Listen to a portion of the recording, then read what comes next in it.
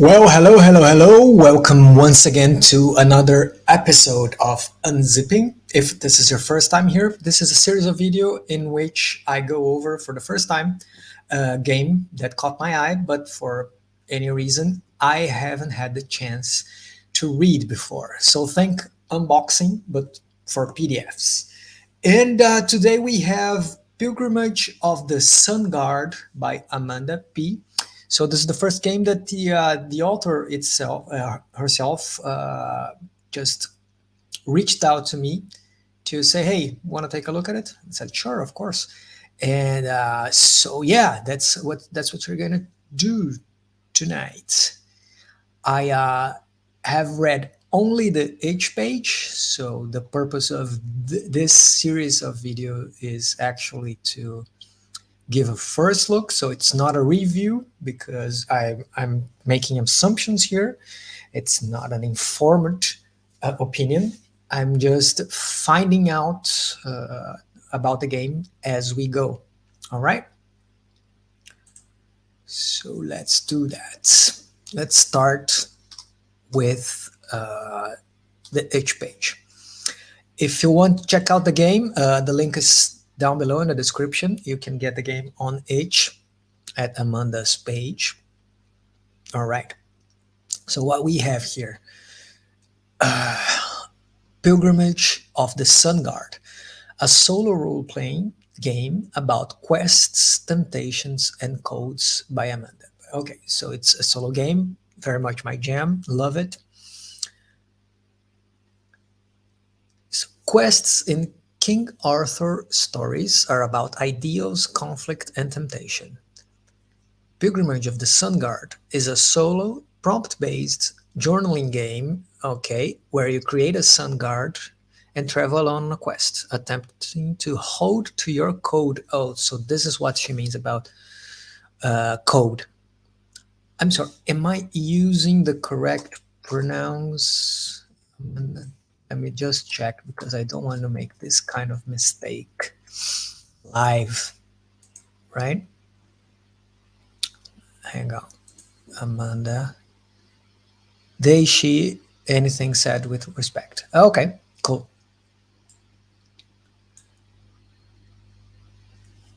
Let's go back. So, facing trials and complications along the way. You are the last sun guard. Will you take up the mantle and ride the ancient roads? So, prompt-based journaling game. Things that come to my mind are things like Wretched and Alone system that uses a deck of cards that help you inform your journaling experience. Thousand-Year-Old Vampire, Ronin by my friend Tiago as well. Love him. And there is a mention to King Arthur here. I don't know if it's on that setting. I think we're going to find out. So you're a person of virtue going on a quest. PDF is fully bookmarked. Thank you, Amanda. There's some, someone played the game on Twitch, Pixel, the DM. The Weekly Scroll reviewed the game. Okay, so we have some praise from the media here. And Armanda as well. The character creation was at the high points. Okay. You have 4 archetypes. Oh, spoiler. Clear distinction, mechanical level. It's a rules light yet deep game. Love it. I'm in a mood. I don't know if it's like I can say it's a preference for my whole life or it will be. But the thing that Chris McDowell from Into the Odd, Electric, Bastionland, and so on says, rules light, procedure heavy, you don't have a lot of mechanics, but the game provides flavor, lots of flavor for you to build your stories upon. So that's kind of my jam these days. So yeah, excited for that. And it has a playlist. Samantha Lay created a playlist that's available on Spotify and on YouTube that I shall not play here. Otherwise, I'll probably get a copyright claim on my simple video. All right, it's for sale for $8. If you get it for $13, you pay for a community copy too. Very smart way of doing community copies. They're currently all claimed, but I'm sure that some more eyes can bring a little more community copies here. Amanda was very nice to provide a review copy for me. So before we go in, let's just take a look at the images here and see what we can infer.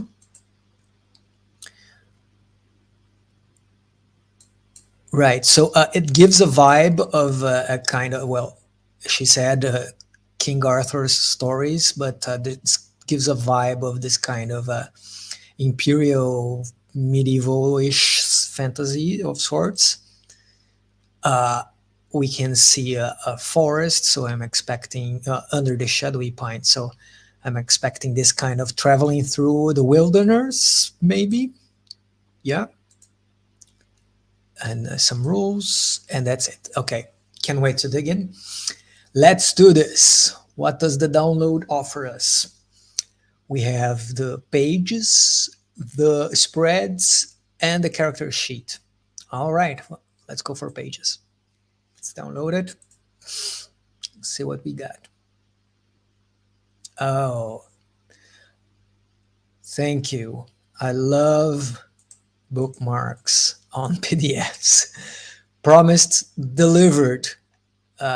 This is super helpful, guys. If you are a game designer, independent one, and you're planning to release your game as a PDF, this is super nice. I mean, it is like, it takes like an hour or half an hour for this amount of things, but it's definitely worth it, and makes the life of our players much easier. Now, let me see if we benefit from spreads. I think we might. Yeah. Let's do it. And yeah, it's kind of wrong. First page separate. Okay. How well can you see it? Yep, seeing very well. Pretty cool.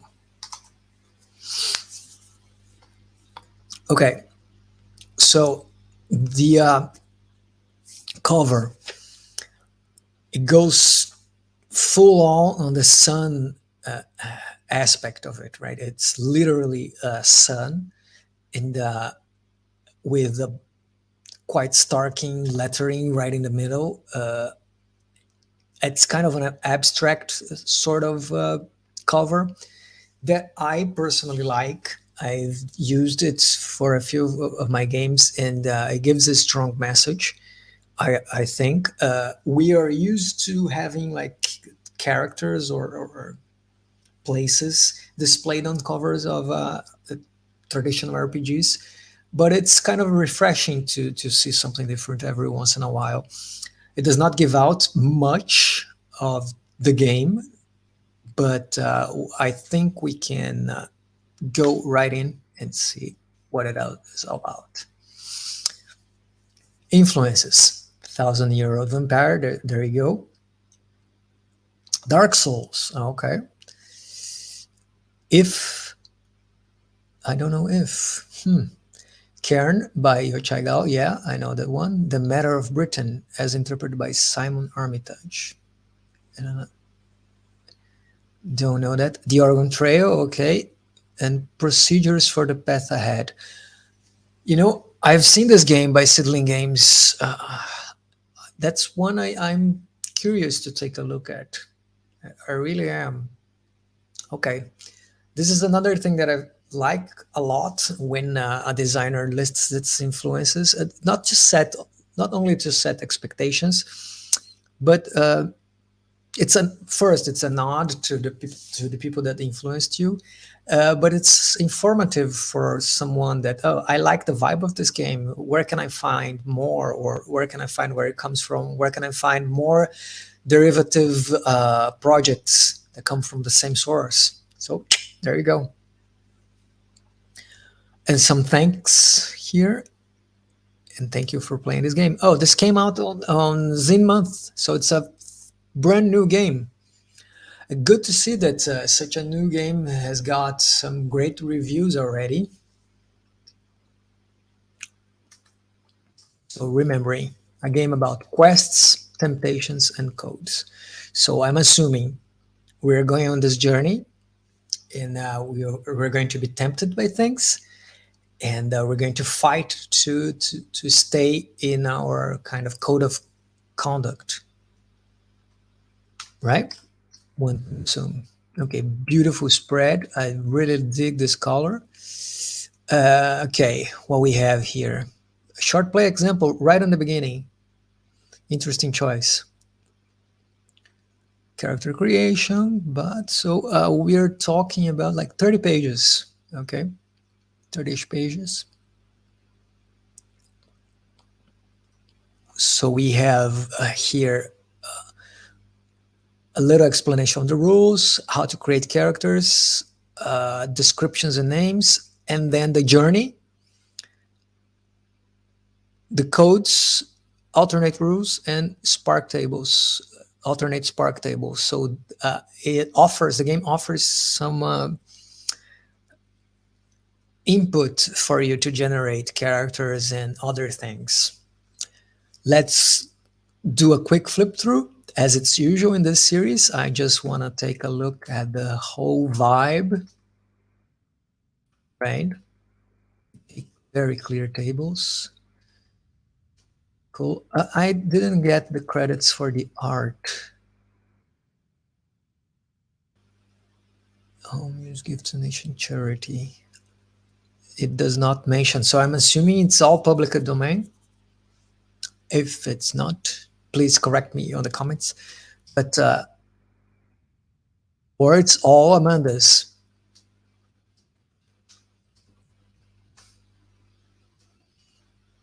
Now, each spread is for a place on this journey, I'm assuming, and they give the vibe of it. The desert, the pines, the river valleys. So you have a river valley down there. Cliffs, the endless stairs, and then the sun with the declaration of deeds, alternate rules, and in some other tables, and boom, that's it. That's the game. Okay. So what I get, I think it's a single font they use for the whole game, or maybe two, maybe this table of contents. Yeah, that's a different font, but the layout's super clear. I love that we have large, wide margins that gives the text some breadth.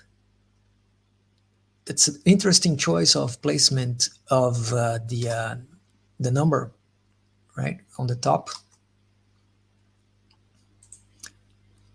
Paragraphs very spaced out, so it breathes a very small palette of colors. So we're thinking black and white, and then some variations of the colors we see on the cover, the oranges and bronzish. Spark of blue, if I'm not mistaken here. But mostly black and white, very well spread. And I really liked how she set out those tables. Super clear. Sometimes we feel the need when we're making a table to make things clear. We feel the need to have the rows and columns all divided with a line, thinking that will make it easier to read, but that's not the case most of the times unless you use it very well. It's all actually much easier to read a table if it's numbered like this one without those lines. It's less training in the ice. I find that's a personal taste, but I find it is. Okay, so first flip through is done. Let's dig in.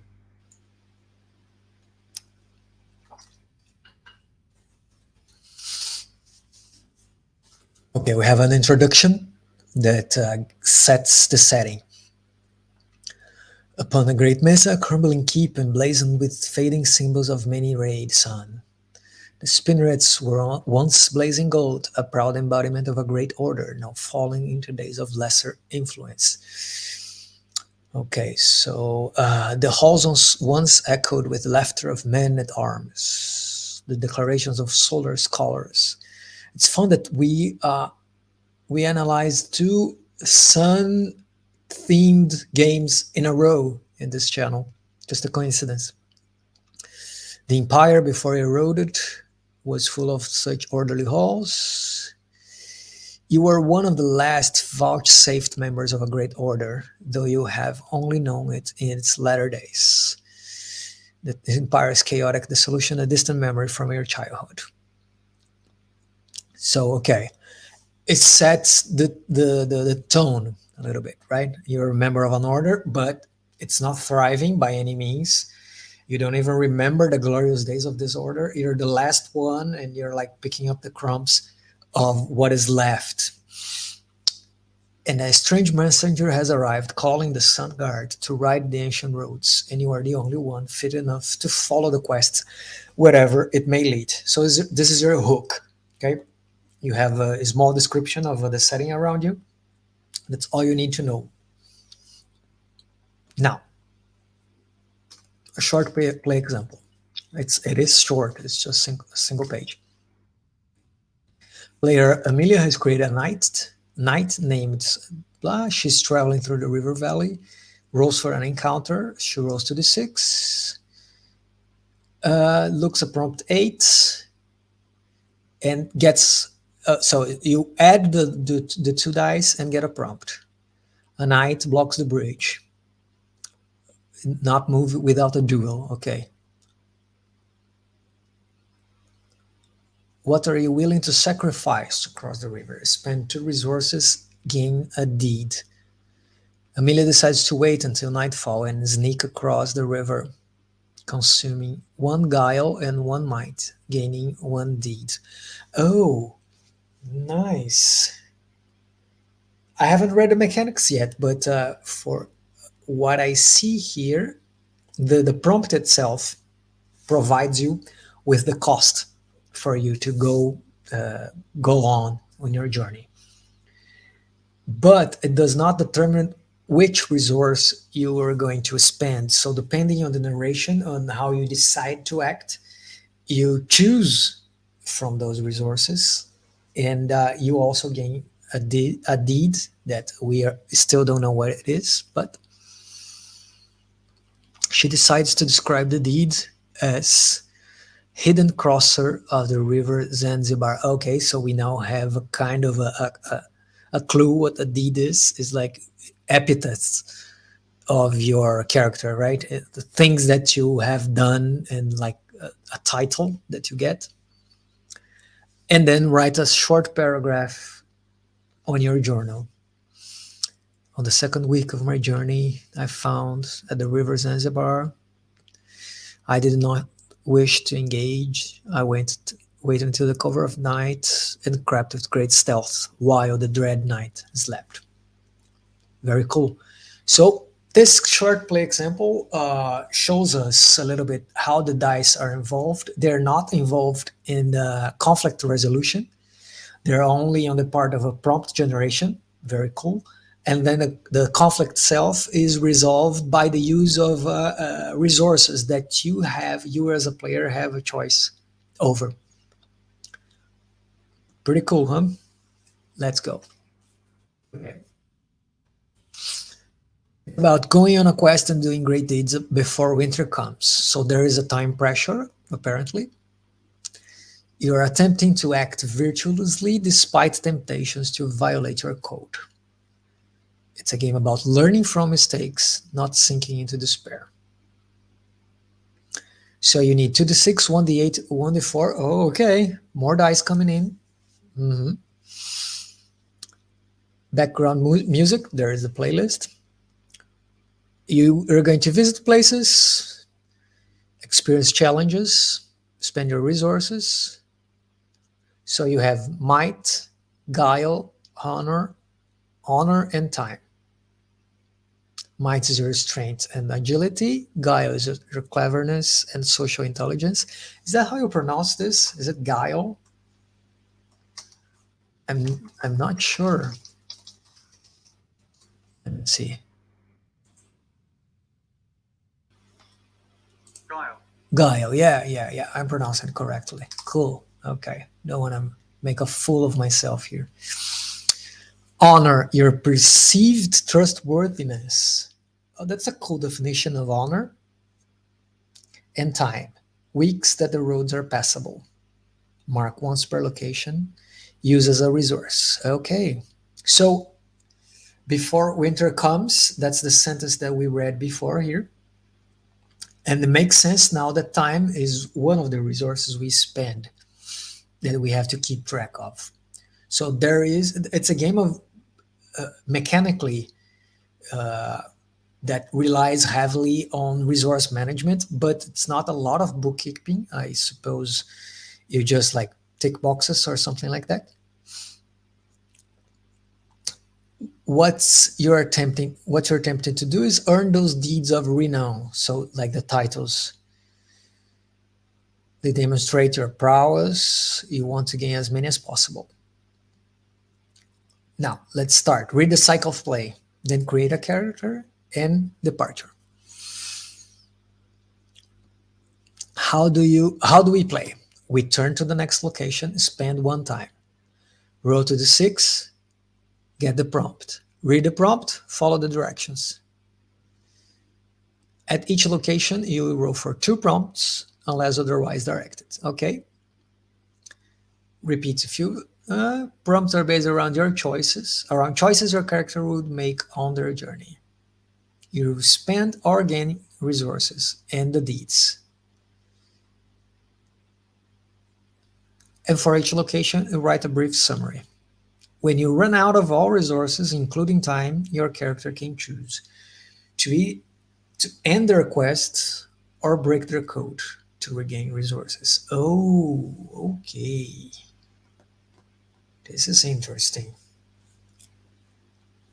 I wonder what the code is. I think we're going to see here on character creation. Okay. It will make a person who believes their code and their honor is their life. Choose a background below and choose two traits from the background. Ah, here's the code. Okay. I like when games pose a question for you when you're reading and immediately answers afterwards. I have some problems when I've made these things before on my game design. Like you're going to use X, but you're not going to see the explanation of X for the next 25 pages. And I try. It's hard sometimes to avoid this kind of things because of book organization. But when you can do like this, like Amanda did, perfect. So we have four backgrounds: apprentice, romantic, veteran, and cloistered. And they have different codes, different traits to choose from, and a cherished item. The codes prove oneself to other people through great deeds. Experience life's banquet through poetic acts of valor. The romantic makes sense. The cloistered to pursue knowledge and gain honor through sacrifice. Okay, and the veteran to protect the innocent as one's own person. Okay. Next, you roll to the six and total the die. This is your resource pool, divided now between your might, your guile, and your honor. Okay. Ooh, to the six. So the average of to the six is 7, but you can get as low as 2. and then you're in trouble, right? If you start the game with only two resources, I am assuming you are in big trouble. And then time is not rolled. You have 6 units. And now you have some sparks. I really like this, really dig it.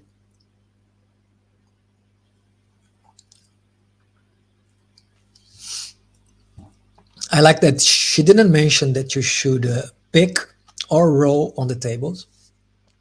But when you see tables that are 6 and 8 items long, and the game uses the 6 and the 8s, you can assume that you can go both either way, right? You can either pick one or roll for one. And the sparks are questions, really. Why did your character join the Sun Guard? What do they look like? What do they wish for under the stars? What is their greatest gift?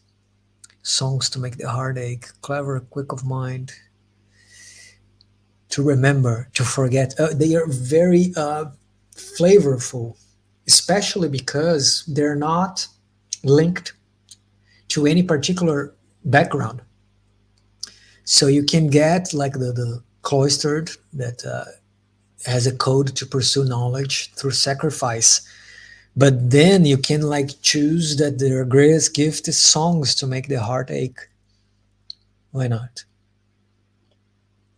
And then through the combination of backgrounds and those sparks, you have a wide range of possible characters that you can create, huh?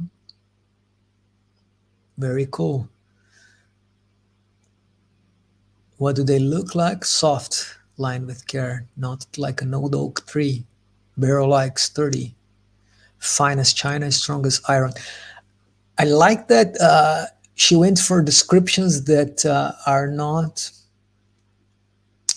like straight physical or mentioning a body part or a characteristic of their looks, but they bring about colorful visualizations of the character that then you as player can like form the image in your head, like fine as china and strong as iron. What does that mean, right? It's just it's a spark. It's a clever choice of terminology. Even the wishes, like to remember, to forget, but what? There's space for a character like to breathe. Maybe you don't even answer all those questions beforehand. You kind of experience them through the gameplay, right? Pretty cool. A name you can roll on the table with 2d6s. I like it's mixed. There's no separation between male or female. Pretty cool. And then a descriptor to add to your name, like this thing, like Balan the Bold or Urien the Nimble. Feliz, oh, Feliz, nice. That's happy in Portuguese. Feliz the Handsome. Hawk the Young. You see, that's another way to add a layer of depth to your character. And it's not based on the stats, it's based on evocative prompts, really, right? With a background, some sparks. And this descriptor, you have a very alive, it will bring your character to life, right?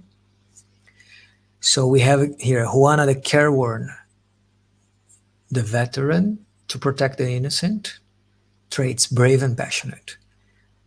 Resources, might and guile. So they rolled an honor. They rolled a 5 onto the 6. Background, joined for political reasons, agile, looks fresh as new snow, and she wishes to remember. So, as we guessed, the bookkeeping, like the resource management, is just about ticking boxes. If I remember correctly, we read it before, and you can gain resources, not only spend them, right?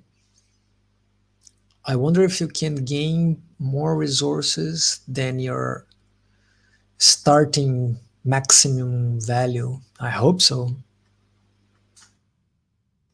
Right. So this is character creation. I took my time here reading through it, but honestly, I think you can do this in like 5 minutes. Wouldn't you agree? Pretty fast. Now you go. You go on your journey. What we have here: censer smoke and beeswax candles burn in the remote mountaintop shrine of the sun god. The sun hangs low, waiting to rise on the horizon. This is beautiful writing, right? I wouldn't be able to write. There is a poetic sense to it, and I don't think my English is good enough to accomplish this kind of evocative writing. Really, it requires a deeper knowledge of the language or better references, at least like literature references. The sword sent Azar's blade heavily presses on each of your shoulders as you kneel on the cold slate tiles. Placing the sword down, the sword sender climbs thus, voice echoing the smoky hall. And this is what they say: the messenger has come, the signs are here, it is time to reclaim the ancient right of the sun guard. To pilgrimage to our ancient shrine in the frost cliffs, to declare the deeds done in the light of sun. Go, ride the ancient roads, do right by all you meet, be valiant, be true, hold to your code. Very cool. It gives you, it sets a mood, right? I imagine that if you read through that, listening to the playlist that comes with the game, it kind of embodies this quest, this feeling of a quest about to begin. Right. So the signs of the sun, the sword sand declares in a singing tone the visions and signs for your quest. Oh, okay. So there is this kind of the seer that before your departure, you they show you something that is about to happen, or a vision they have about the quest. The quest. I really like that. I actually use this a similar thing on my game Scraps. That before you go, you have a conversation with a guide, and it can be like a bird or a tree or a meditation or reflection. It's it's not necessarily a guide. It can be like a self-reflection, but that shows you some omens about what's going to happen. I really love it. So we wrote twice, one on each table.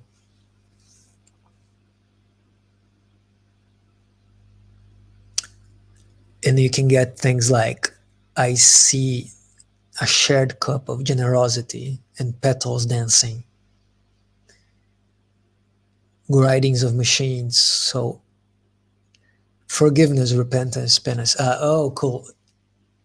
If I can figure out the division here, the left one are more abstract, like they relate to emotions or values. And the right one, they're more sensorial, like experiences, like visuals, sounds, and tastes and things like that. So combining both, you have a very evocative, compelling vision. When you have a chance to incorporate the prophecy's motive into a prompt, you can avoid marking one resource. Oh, okay. You can do this once per motif. Now then you mounting your horse in the park. How do you feel leaving everything behind?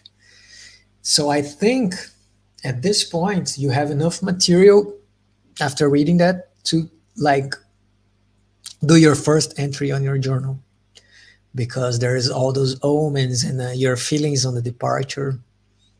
Very cool. Really like that. And also you're gonna have to remember what those motifs are, if you want to use them later in the game, right?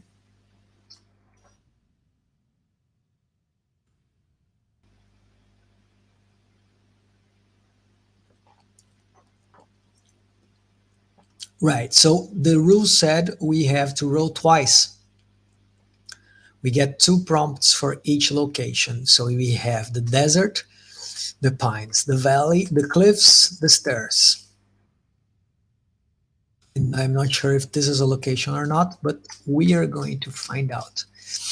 What we do is you roll 2d6, respond to the prompt, and then move on. There is an example here below of something that you could write yourself.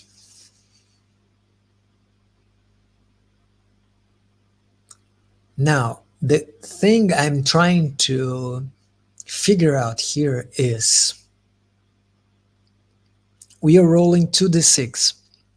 And as you know, the distribution of 2d6 roll is a triangle, right?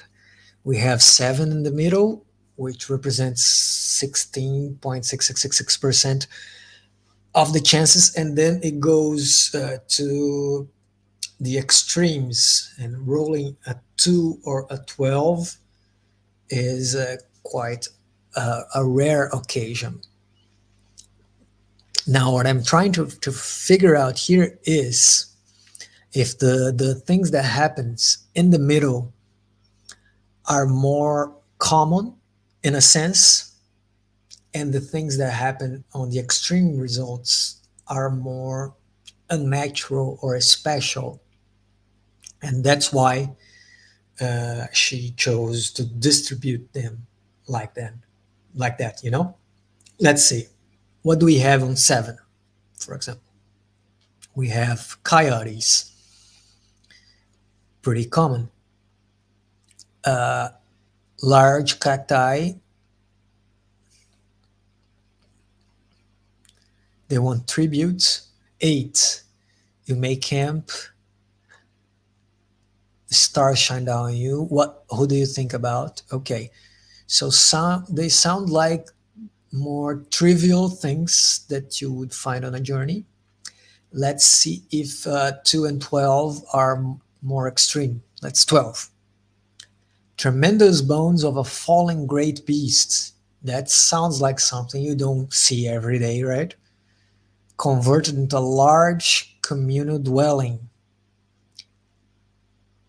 Friendly smile, salt, bread, and a cup of refreshment. Regain 1 resource. Okay, so you see, and let's see number 2. Hours pass like years in the pounding, relentless sun. You're terribly lost. What does it cost you? Spend 2 resources and gain a deed. So not only she did that, distributed the things that are rarer to the extremes of the 2d6 result, but the mechanical effects are also distributed in this very smart way. So spend 1 resource and gain a deed. Spend 1 resource and gain a deed. sounds like a thing that's the most common thing to do. Right? Spend one, gain one. There is spend one only here in the middle, and things that are rarer to occur, like regain one resource, are set on the 11 and 12 results. Very clever. And the lowest one, like you spend two resources and gain a deed. So that was very much on purpose, right? You have this distribution, and it's supposed to be like that. You have more common occurrences and more common, less dramatic mechanical effects right in the middle of this curve of statistical distribution. Thumbs up. Now, I'm assuming that going through the places, the mechanical effects will remain the same across the numbers, but we're going to change the flavor of the events. Let me see if I'm correct. More or less, regain a resource in the end. Here, spend one in the middle. Oh, spend one time. Okay, one more than you have. You see, right in the beginning of the entering the place, you mark one time. So you already spend one. But depending on the result of the roll, you can spend more time. What happened here in the Shadowy Pines? The midday sun gleams down on statues. Each looks surprised. Which statue reminds you of the past, good or bad? Spend one time. So you kind of spent some time facing those statues and lost track of time. Very cool. So we can find lakes. I don't even want to read through all of them because I want to play this game, and I don't want to spoil everything either for me or for you if you're watching this. But it follows the same idea. There is a place or an encounter, so to speak, a prompt that brings you to reflection and requires some kind of action from your character, and then a mechanical effect that you choose which resources you want to spend or gain, and then you narrate and journal it down and move on. Super cool. I wonder if there is something that makes you go back. I don't think there is. Okay, but there is, for example, number 5. Spend 2 resources, gain a deed, immediately turn to the next location, pondering how the trees made a new path before you to the valley. So even if it's the first one, you jump bloop to the river valley. Here, let's see. The mechanical effects are changing. There is the same idea of distributing the rarer ones on the extremes, but they're not the same. Like here at 2, we spend 1 resource and 1 time and gain a deed. And there's another one here that you actually roll another die. Mighty trumpets, a tournament. Do you deign to prove your mettle? I do not know what those words mean. But roll the 6. Oh, sorry.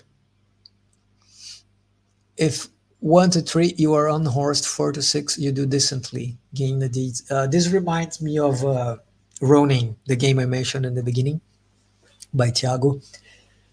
That you have like encounters, and you actually, when you get to it, you roll an extra die to decide how well you perform. It's prompt based as well. Very cool. Spend 1 time on 11 and regain resource. So as I can see here,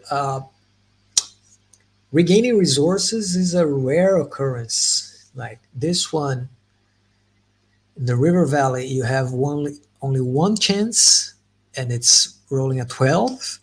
The other two, you have two chances. So yeah, if you start low on resources, you probably are about to break your code or end your quest. See page 28 if you run out of resources. Oh, we're going to see this in a second. Let's just keep going. So this is the river valley and then ascending the frost cliffs. They follow the same pattern. Let's see if there's any different mechanical effect here so we can analyze. Spend one resource, gain one time, and gain a deed. Oh, this is interesting. An exchange of power for time. What do you give up in exchange for more time with fair weather? Oh, huh. This is cool, huh? Right? I wasn't expecting you gain some time. Maybe if you got like a shortcut or something like that. But oh yeah, you kind of gain time here if you like skip to the next location. You don't run the risk of spending more time on the shadowy pines. But this is you actually add one time to your resources to your and as I can see here, there's I don't think there is a limitation for your top, your max score. You can get more resources than the starting ones. Although regain implies something that you have spent before. Not sure. Not sure. I would play if I would play that, I would consider that I can get more because it's just you get a random initial number of resources. I would bend the rules into my favor because of that. Now the endless stairs, carved into the mountain face, thousands of stairs going around the mountain. At the bottom of the steps are warriors' encampments of the cruel dread arbiters of will. Mark one time, roll 1d6. You see, now we changed the mechanic. We'll have 6 prompts that show the way to the steps. They also have a mechanical effect, but you have exactly the same chance of getting any of those 6.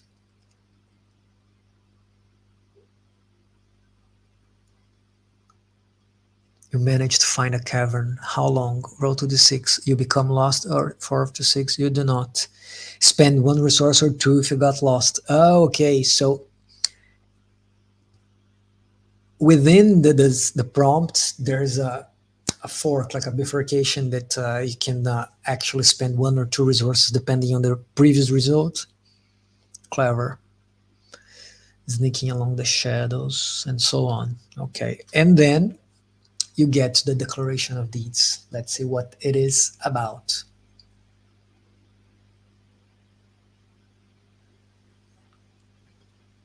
Okay. The shrine of the sun guard stands proudly at the top of the mountain. Okay, we climb the mountain. There's damage,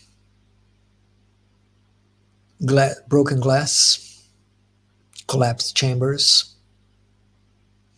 As you look out over the horizon,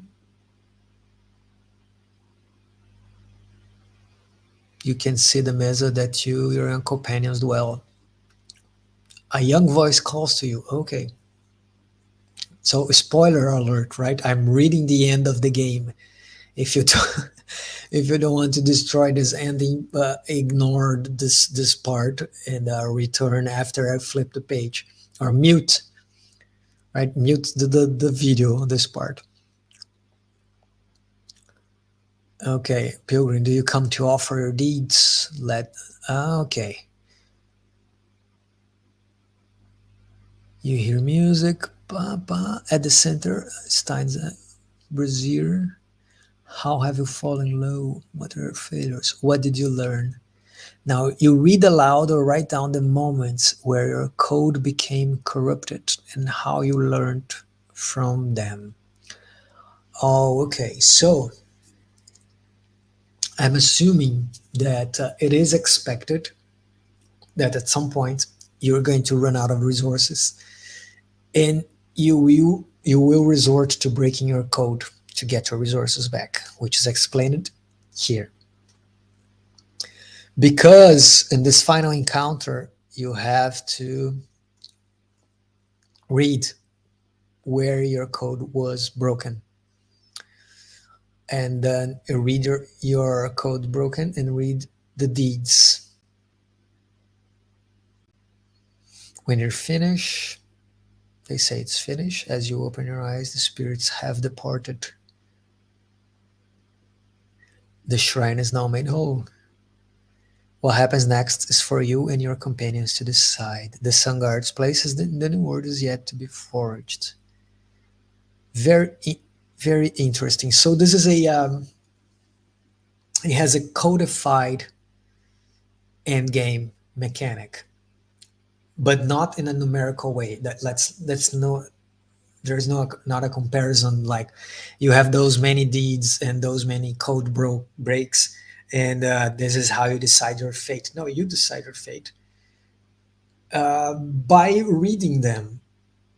So you have this moment by the end of the game in which you can revisit the things you've done throughout your journey and decide what the most likely outcome for your hero, your guard, is, which I think is clever. But I'm very curious to know how the code breaking works. In medieval romance stories, people are torn between their nature and their duty. They break the code in some way, learns from the experience, and grows. Okay, so when you run out of resources, including time, roll a d6 and respond to the prompt below. And then roll a d6 and recover them in resources, again, including time. For example, if you roll 4, you could recover 1 might, 1 time, and 2 guile. So you choose. Okay. Return to where you were on your pilgrimage and continue your journey. Check the alternate prompts on page 30 for instruction. Okay. I'll get there. How you broke your code and what you learned from it. Pride, regret, and feelings.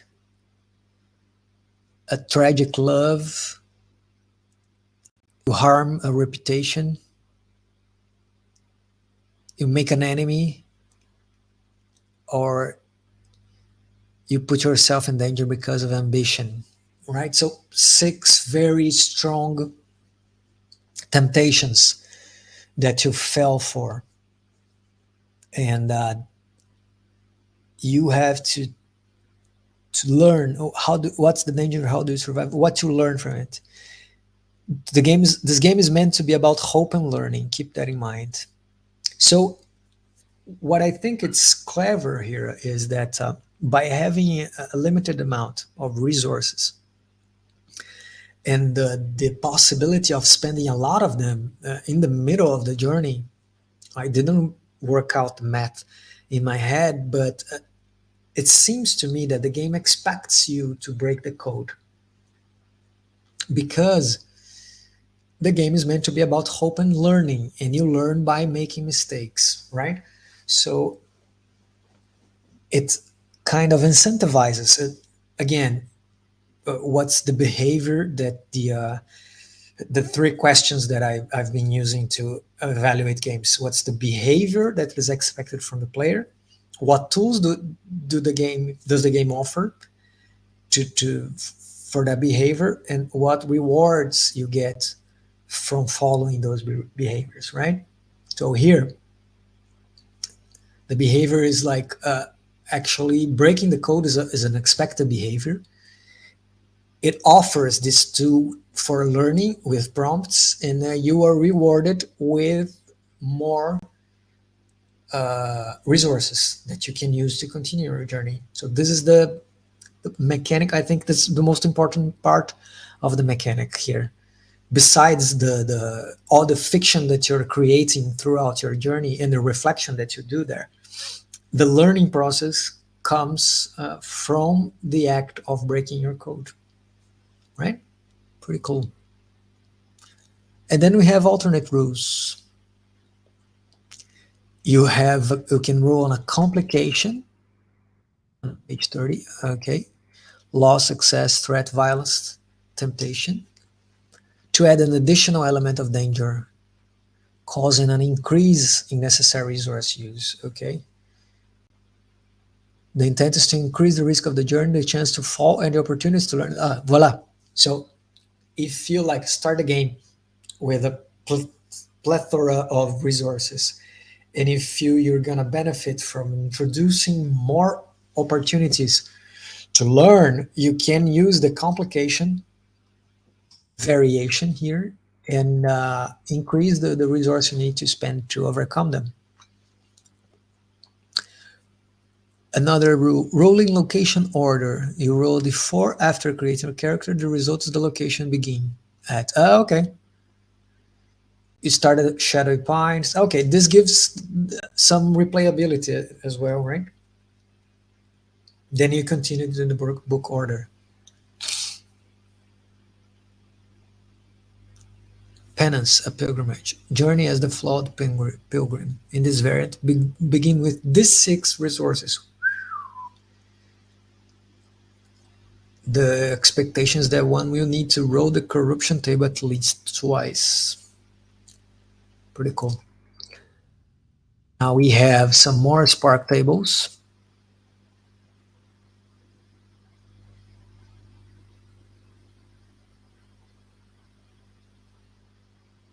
Create a short prompt based on your results. Like I have traits, nouns, verbs,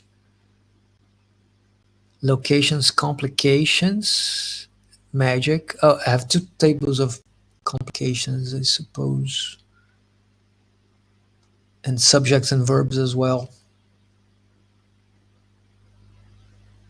Evocations, new beginning, common corruption, flower blooming, an act of providence, the banality of evil. So things that evoke. I don't understand why we have 2 verbs and complications, but maybe I'm missing something.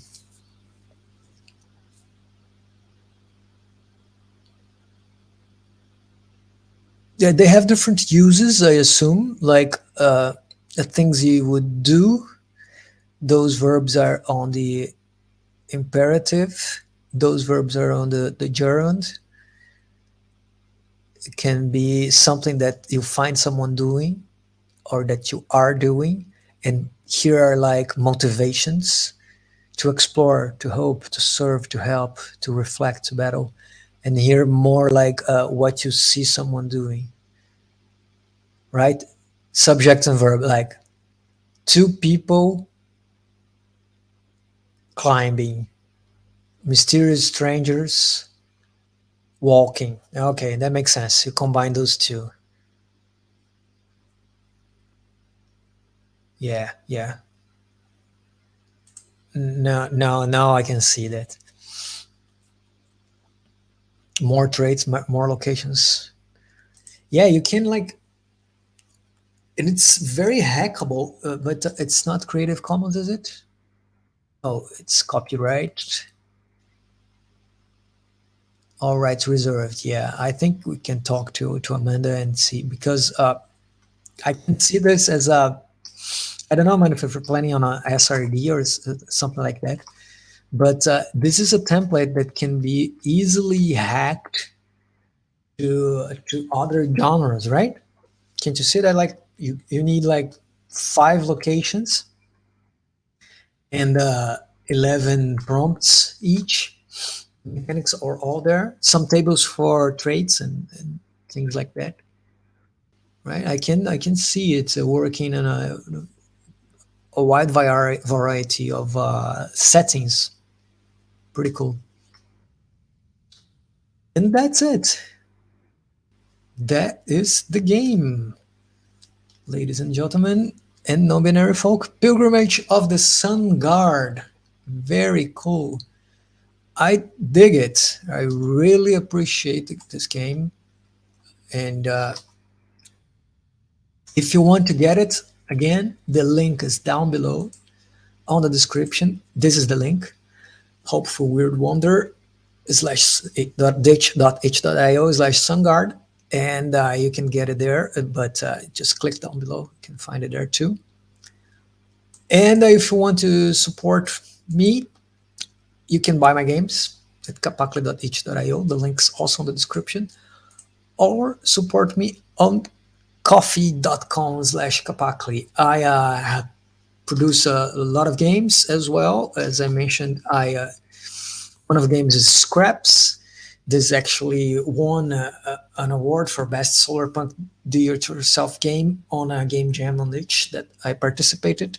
This is a crafting game, actually, non-violent. The concept of violence is non-existent, where you go exploring a world and gather ingredients to craft your own projects and community projects. So it's a very feel-good, non-violent game in a hopeful world. So if you were up for that, check it out. The link's in the description. All right. But for today, that is all I have. Thanks for watching. Make sure to subscribe and share it with people that you like. I'm willing to do this very frequently, and it's an opportunity for me to get to know more games and also highlight indie developers whose work I like. Right. So thank you very much. See you next time. Bye bye.